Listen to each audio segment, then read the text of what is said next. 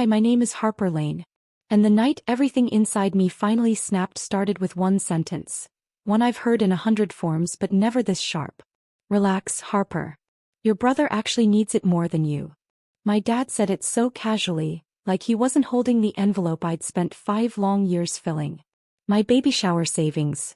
Gone. Just like that. He didn't flinch. Didn't apologize. Didn't even meet my eyes. He just tucked the envelope into his pocket and added, "You'll be fine. Stop being dramatic. There's a specific kind of pain that doesn't make you cry. It makes you quiet. So, like life is rearranging itself inside you, piece by painful piece." I stood there watching my brother unwrap the laptop, my savings, his gift, while my dad laughed at something on his phone like this was all perfectly normal. Like I was being unreasonable for existing. People think betrayal arrives with shouting. But sometimes it comes like this.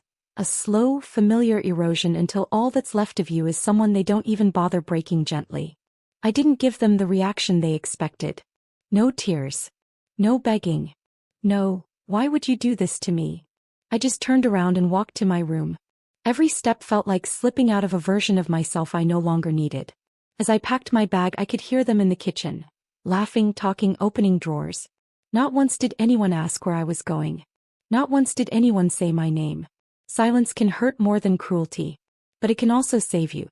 I zipped my suitcase, walked down the hallway and opened the front door. The house behind me stayed dark and unbothered. The porch light flickered above my head, washing the driveway in a soft, trembling glow, like even the universe was exhaling with me. I left without a sound. Without a goodbye. Without looking back.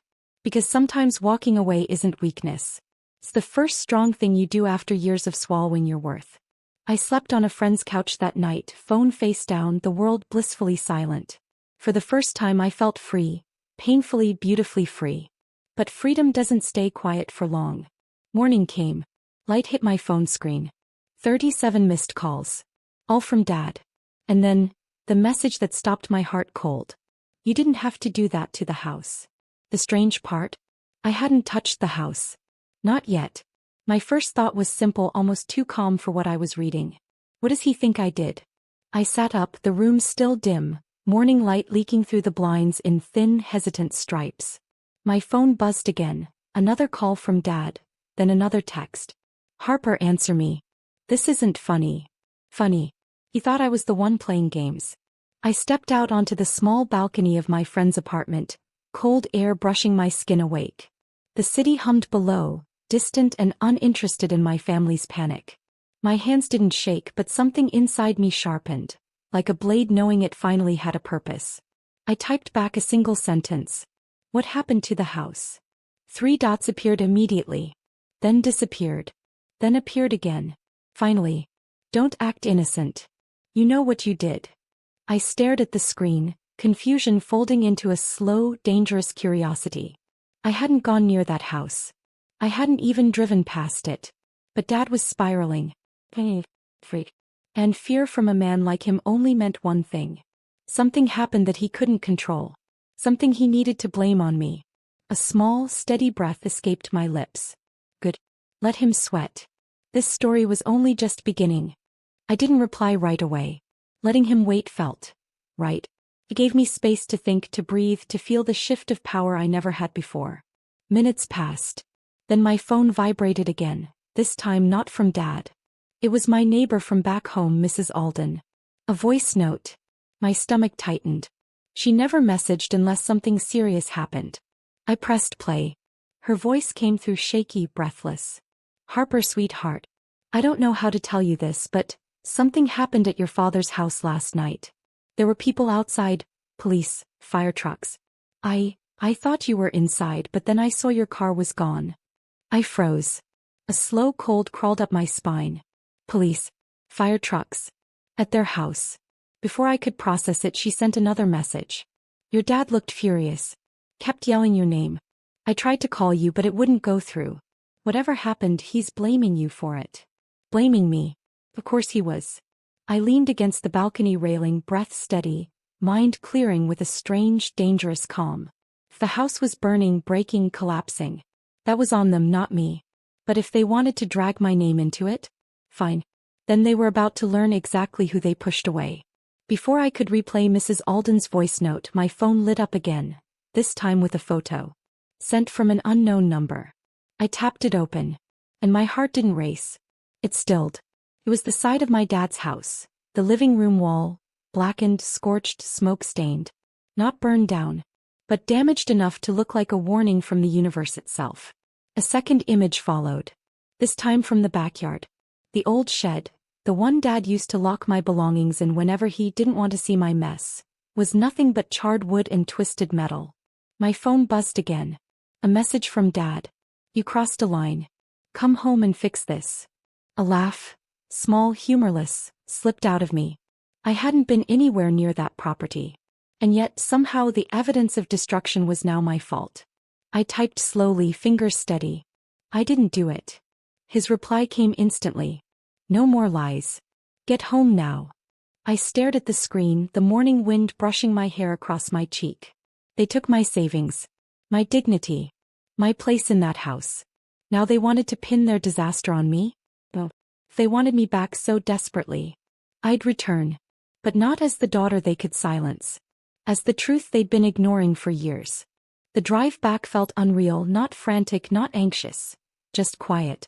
A steady kind of quiet. The kind that settles before a storm chooses its direction.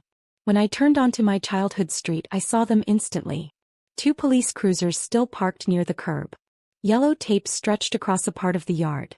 Neighbors pretending not to watch from their porches. Dad stood near the driveway, pacing, running a hand through his hair like the world owed him an explanation. The moment he saw my car, he stormed toward me. Where the hell were you? He barked. You did this. I know you did. I stepped out slowly, closing the door behind me with a soft click. I wasn't here, I said, voice calm enough to make him blink. So maybe start with telling me what actually happened. He got closer, too close, the same way he always did when he wanted to intimidate me. But something in his expression faltered. Maybe because, for once, I wasn't shrinking. The shed burned down, he spat. And the fire spread to the house. The neighbor said they saw someone leaving last night. Someone who looked like you. I held his gaze steady. If someone looked like me, I said softly, maybe ask yourself why that makes sense. His jaw tightened. For the first time in my life, I saw something unfamiliar in his eyes. Not anger. Not disappointment. But fear. Dad opened his mouth to fire back, but before he could, one of the officers stepped toward us. Mississippi Lane? He asked, glancing between me and my father.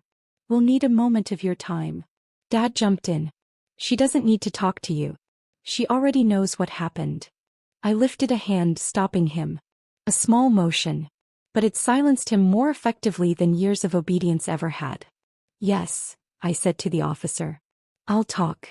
He nodded and walked me a few steps away, lowering his voice. Your neighbor across the street, he began, reported seeing someone wearing dark clothes go into the shed around midnight. Couldn't see the face clearly, but they said the person didn't match your height or build. My heart stilled. Dad had lied. Not just assumed, lied. So, I asked, why is he blaming me? The officer hesitated. Then sighed. Your father said you had a history of emotional outbursts and that you might have snapped. We had to investigate. A cold, bitter laugh escaped me. Of course Dad used that. The same narrative he fed people whenever he wanted to erase his part in anything. I looked at the house behind him, the black marks, the broken shed, the chaos. For years he looked at me like I was the problem. Now the truth was burning in his backyard. And for the first time, he couldn't hide it. I thanked the officer quietly, but inside something dark and steady settled into place. Not rage, not revenge. Clarity. When I turned back toward the house, Dad was waiting, arms crossed, ready to attack. Well, he demanded. Did you tell them the truth? Did you admit it? I walked right past him. Not fast. Not dramatic. Just done. Inside, the living room smelled like smoke and anger. My brother sat on the couch, the laptop, my savings, glowing in his lap as if none of this touched him. He didn't even look up when I stepped in. Typical. But then I noticed something. Something small, but loud. A black hoodie crumpled near the back door. Ash on the sleeves. Burn marks along the hem. I recognized it instantly. It wasn't mine. It wasn't Dad's. It was my brother's. The same one he wore every night when he snuck out to meet his friends. My pulse didn't spike. It slowed. I picked it up with 2 fingers, held it out toward him and asked quietly, "Was this your midnight errand?" His face drained of color. Dad stepped closer. "What are you implying?"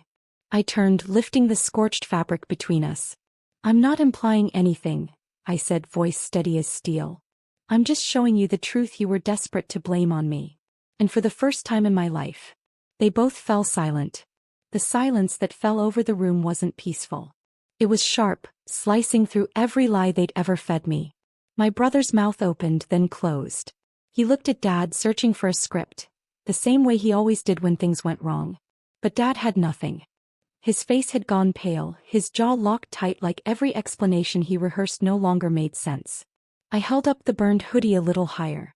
"Funny," I said softly, "how this smells like smoke and fear, not like responsibility." My brother stood abruptly.